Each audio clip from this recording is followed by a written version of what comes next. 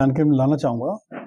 27/28 फरवरी की रात्रि में थाना अजरक के गांव पूर्वा पनवाड़ी में राम जानकी मंदिर से में एक सेंसेशनल वारदात हुई थी, जिसमें राम जानकी मंदिर से 3 मूर्तियाँ, श्री राम जानकी और लक्ष्मण जी की मूर्तियाँ, उनका सारा श्रृंगार और सिंहासन चोरी हो गया था।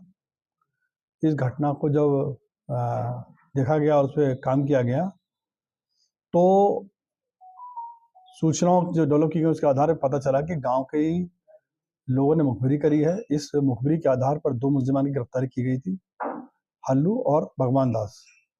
इन बदमाशों के द्वारा बताया गया कि ये मानते हुए कि चूंकि ये पीली धातु की प्रतिमाएं थी, तो ऐसा माना जा रहा था कि ये सोने की मूर्तियां हैं जो लगभग 50 साल पुरानी थी, अथवा ये अश्व धातु की मूर्तियां हैं जो अत्यधिक कीमती हैं। इसलिए इनकी चोरी सचिन, जितेंद्र और श्याम सुंदर, जो कि थाना चरखारी के रहने वाले हैं, इनके माध्यम से कराई गई है। और इनके हिस्से में चोरी करवाने के लिए मुखबिरी करने के आधार पर 2 धनुष इनको दिए गए थे। इस सूचना के आधार पर जब गिरफ्तारी करने का प्रयास किया गया तो रात्रि में ये बदमाश जो हैं पूर्वा पनवाड़ी गांव के बाहर ही मिल गए और इनको गिरफ्तार किया गया। इनकी गिरफ्तारी करने के बाद में इनकी सूचना के आधार पर खेत में से 3 मूर्तियां जो कि कपड़े में लपेट के रखी गई थी और सिंहासन, ये बरामद किया गया है और इनकी बाजारी कीमत लगभग 2.5 लाख रुपए है। इस समय ये लगभग 50 साल पहले स्थापित की गई थी और जनता की और सभी गांव के निवासियों की भावना इनसे जुड़ी हुई थी।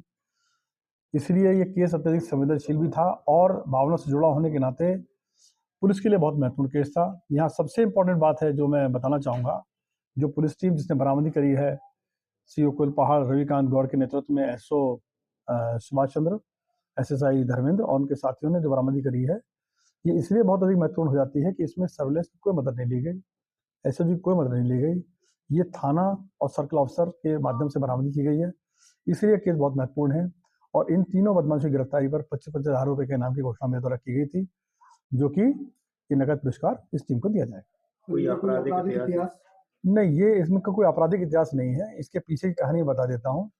ये एक शादी समारोह में आए हुए थे और जब मंदिर में इस तरह की मूर्तियां देखी और अपने जो बिगड़े हुए साथी हैं, जो 2 पकड़े गए हैं, उनकी भी आमशहरत बहुत खराब है, वो पकड़े गए हैं।